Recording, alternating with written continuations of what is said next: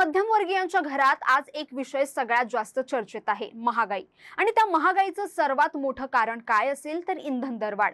कारण भारतात petrol diesel महागलं की फक्त गाडी चालवणं महाग होत नाही, तर संपूर्ण आयुष्य महाग होतं। भाज्या महाग होतात, दूध महागतं, प्रवास महागतो, शेती महागते, उद्योग धंदे महागतात आणि शेवटी सामान्य माणसाचं जगणंही महाग होतं। आणि आज म्हणूनच मोदी सरकारच्या 12 वर्षांच्या कारकिर्दीकडे लोक नव्या नजरेने पाहू लागलेत। कारण 26 मे 2014 ला नरेंद्र मोदी सत्तेत आले तेव्हा देशाला अच्छे दिनचं स्वप्न दाखवलं गेलं होतं। पण 12 वर्षांनंतर सामान्य माणूस विचारतोय, अच्छे दिन आले कुणाचे? कारण पेट्रोलचे दर 71 रुपयांवरून थेट 110 रुपयांच्या पुढे गेलं। डिझेल 56 वरून जवळपास 99 रुपयांवर पोहोचलं। सीएनजी 90 रुपयांच्या घरात गेलं आणि गॅस सिलेंडरच्या किमतींनी तर घराचं बजेटच उद्ध्वस्त करून टाकलं। आणि सगळ्यात महत्त्वाचं म्हणजे ही एकदाच झालेली दरवाढ नाहीये, गेल्या 10 दिवसात तब्बल 4 वेळा पेट्रोल आणि डिझेलचे दर वाढलेत। विचार करा, 10 दिवसात 4 वेळा, म्हणजे सामान्य माणूस अजून एका दरवाढीचा धक्का पचवतोय तोवर पुढची दरवाढ समोर येऊन उभी राहते। पेट्रोल तब्बल 2 रुपये 61 पैशांनी वाढलं, डिझेल 2 रुपये 71 पैशांनी वाढलं आणि सरकारकडून कायम एकच उत्तर दिलं जातं, जागतिक संकट आहे। पण आता लोक विचारू लागलेत, जगात संकट फक्त भारतातच येतं का? कारण जेव्हा निवडणुका असतात तेव्हा दर स्थिर राहतात आणि निवडणुका संपल्या की अचानक दरवाढीचा भडका उडतो। मग सामान्य माणसाच्या मनात संशय निर्माण होणार नाही का? कारण आता आकडेच सगळं सत्य सांगतात। 26 मे 2014 रोजी पेट्रोलची किंमत होती 71 रुपये 41 पैसे। आज 25 मे 2026 ला बंगळुरूमध्ये पेट्रोल 110 रुपये 93 पैशांवर पोहोचलंय। डिझेल 2014 मध्ये 56 रुपये 71 पैसे होतं आणि आज जवळपास 99 रुपयांवर गेलंय। सीएनजी गेल्या 11 दिवसात तब्बल 4 रुपयांनी वाढलं आणि 90 रुपयांच्या पुढे गेलं। घरगुती गॅस सिलेंडर 2014 मध्ये 412 रुपयांना मिळायचा आणि आता तो 500च्या वर गेलाय। कमर्शियल सिलेंडर तर थेट 3075 रुपयांच्या पुढे पोहोचलाय। आणि सगळ्यात धक्कादायक म्हणजे मार्च ते मे या 2 महिन्यात कमर्शियल सिलेंडरचे दर 5 वेळा वाढले। आता सामान्य व्यापाऱ्याने, हॉटेलवाल्याने, छोट्या उद्योगधंद्यावाल्याने जगायचं कसं?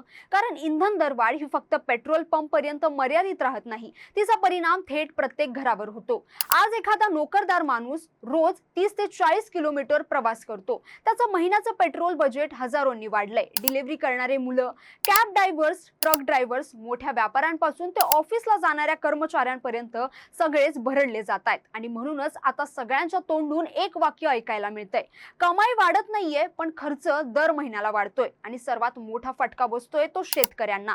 कारण खरीप हंगाम तोंडावर असताना डिझेल महागलं की शेतीचा खर्च थेट वाढतो। ट्रॅक्टर महाग, पंप महाग, वाहतूक महाग, खत आणि बियाणांची वाहतूक महाग, म्हणजे शेतीचा प्रत्येक टप्पा महाग। मुख्यमंत्री देवेंद्र फडणवीस म्हणाले की जगात संकट आहे, अनेक देशांमध्ये इमर्जन्सी आहे, पण शेतकरी विचारतोय, माझ्या खिशातले पैसे इमर्जन्सीमुळे जात आहेत की सरकारच्या करांमुळे? कारण भारतात पेट्रोल डिझेलच्या किमतीत मोठा हिस्सा करांचा असतो। म्हणजे जागतिक बाजारात कच्चं तेल स्वस्त झालं की सामान्य माणसाला त्याचा फारसा फायदा मिळत नाही। आणि इथेच आणखी एक मोठा प्रश्न निर्माण होतो, कारण एकीकडे सामान्य माणूस पेट्रोल डिझेलच्या दरवाढीने होरपळतोय, तर दुसरीकडे देशातील सर्वात मोठे उद्योग समूह प्रचंड वेगाने वाढताना दिसतायत। अदानी आणि अंबानी यांची संपत्ती इतक्या झपाट्याने वाढतीये की आता त्यांची वाटचाल फक्त भारतातील नाही तर जागतिक सर्वात श्रीमंत उद्योगपती बनण्याकडे सुरू असल्याचं बोललं जातंय। बंदरे, ऊर्जा, रस्ते, पायाभूत सुविधा, मीडिया, टेलिकॉम, सिमेंट, बांधकाम अशा जवळपास प्रत्येक स्ट्रॅटेजिक सेक्टरमध्ये अदानी आणि अंबानी यांचंच वर्चस्व वाढताना दिसतंय। त्यामुळे सामान्य माणूस आता प्रश्न विचारतोय, देशात विकास खरंच सर्वसामान्यांसाठी होतोय का की काही मोजक्या उद्योग समूहांसाठी? कारण एका बाजूला सामान्य नागरिक पेट्रोलच्या दरवाढीने त्रस्त आहे आणि दुसऱ्या बाजूला काही उद्योग समूहांची संपत्ती अभूतपूर्व वेगाने वाढतीये। त्यामुळे सरकार नेमकं कुणासाठी काम करतंय हा प्रश्न अधिक तीव्र होऊ लागलाय। आणि इथेच मोदी सरकारवर सर्वात मोठा आरोप होतोय, कारण 2004 ते 2014 या काँग्रेस सरकारच्या काळात कच्च्या तेलाचे दर प्रति बॅरल $2008 पर्यंत होते, पण गेल्या 12 वर्षात ॲव्हरेज क्रूड ऑइल प्राइस साधारण $70 राहिलं, म्हणजे जवळपास $37 कमी। मग प्रश्न असा निर्माण होतो, जेव्हा आंतरराष्ट्रीय बाजारात तेल तुलनेने स्वस्त होतं तरी भारतात भारतात पेट्रोल डिझेल एवढं महाग कसं झालं हा प्रश्न विरोधक विचारतात आणि सामान्य माणसालाही तोच प्रश्न पडतो। कारण जेव्हा क्रूड ऑइल स्वस्त होतं तेव्हाही भारतात पेट्रोल डिझेलच्या किमती कमी झाल्या नाहीत, उलट अनेक वेळा करवाढ करून दर वाढले गेले। सरकारकडून सांगितलं गेलं की वित्तीय तूट भरून काढण्यासाठी हे आवश्यक आहे, पण आता लोक विचारू लागलेत, ठीक आहे वित्तीय तूट भरून काढली, पण मग आता त्यातून नेमकं काय उभं राहिलं? कारण सामान्य माणसाला अपेक्षा असते की जर सरकार अतिरिक्त महसूल गोळा करत असेल तर त्याचा फायदा शिक्षण, आरोग्य, रोजगार, शेतकरी, सार्वजनिक वाहतूक यामध्ये स्पष्ट दिसायला हवा। पण आजही बेरोजगारी, महागाई आणि आर्थिक ताण कायम असेल तर मग सामान्य नागरिक विचारणारच की क्रूड ऑइल स्वस्त असताना सरकारला जो अतिरिक्त फायदा झाला तो पैसा नेमका कुठे गेला? आणि म्हणूनच आता इंधन दरवाढ ही फक्त आर्थिक नाही तर राजकीय आणि नैतिक चर्चेचाही विषय बनली आहे। राहुल गांधींनी थेट आरोप केला की निवडणुकांमध्ये आश्वासनं द्यायची आणि उरलेल्या काळात जनतेच्या खिशावर वार करायचा, हेच सरकारचं धोरण बनलंय। आता हा राजकीय आरोप असू शकतो, पण जनतेच्या मनातला राग खरा आहे, कारण महागाईचा फटका श्रीमंतांना कमी बसतो, मध्यम वर्ग आणि गरिबांना जास्त बसतो। ज्याच्याकडे करोडो आहेत त्याला पेट्रोल 10 रुपयांनी महागलं तरी फारसा फरक पडत नाही, पण रोज 500 रुपयात घर चालवणाऱ्या माणसाचं गणित पूर्ण कोलमडतं। आणि म्हणूनच आता मोदी सरकारच्या 12 वर्षांच्या कारकिर्दीचा हिशोब काढला जातोय, कारण सरकारने हायवेज केले, बुलेट ट्रेनची स्वप्न दाखवली, डिजिटल इंडिया आणलं, पण सामान्य माणूस म्हणतोय माझ्या घराचं बजेट वाचलं का? कारण देशाचा विकास फक्त मोठ्या प्रोजेक्ट्स मध्ये दिसत नाही तर सामान्य माणसाच्या खिशात दिसतो, आणि आज सामान्य माणूस आर्थिक दृष्ट्या दबला गेलाय अशी भावना वाढतीये। सगळ्यात मोठी समस्या म्हणजे इंधन दरवाढीचा चेन रिॲक्शन होते। ट्रकचा डिझेल महागला की माल वाहतूक महागते, वाहतूक महागली की बाजारात वस्तू महाग होतात, म्हणजे शेवटी भाज्या, दूध, किराणा, औषध सगळ्याच गोष्टींचे दर वाढतात।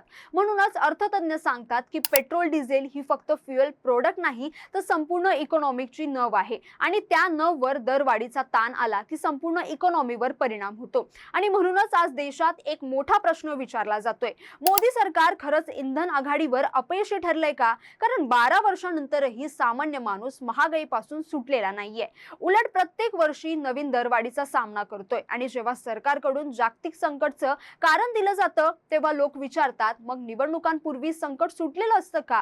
कारण भारतात आता परसेप्शन तयार झालंय की निवडणुका संपल्या की दरवाढ सुरू होते, आणि परसेप्शन हीच राजकारणातली सर्वात मोठी रियालिटी असते। म्हणूनच आज पेट्रोल पंपवर उभा असलेला सामान्य माणूस फक्त फ्युएल भरत नाही तर मनात सरकारबद्दल मतही तयार करत असतो। आणि म्हणूनच मोदी सरकारच्या 12 वर्षांच्या कारकिर्दीवर आता सर्वात मोठा प्रश्न इंधन दरवाढीचा उभा राहतोय, कारण देशाला मोठी भाषणं आठवत नाहीत तर देशाला आठवतं रोजचं जगणं, आणि जेव्हा रोजचं जगणं महाग होतं तेव्हा सरकारवरचा राग वाढतोच। म्हणूनच आज लाखो भारतीय एकच प्रश्न विचारतायत, 12 वर्षात देश पुढे गेला असेल पण सामान्य माणसाचं आयुष्य खरं स्वस्त झालं का, की फक्त पेट्रोल आणि डिझेल महाग झालं?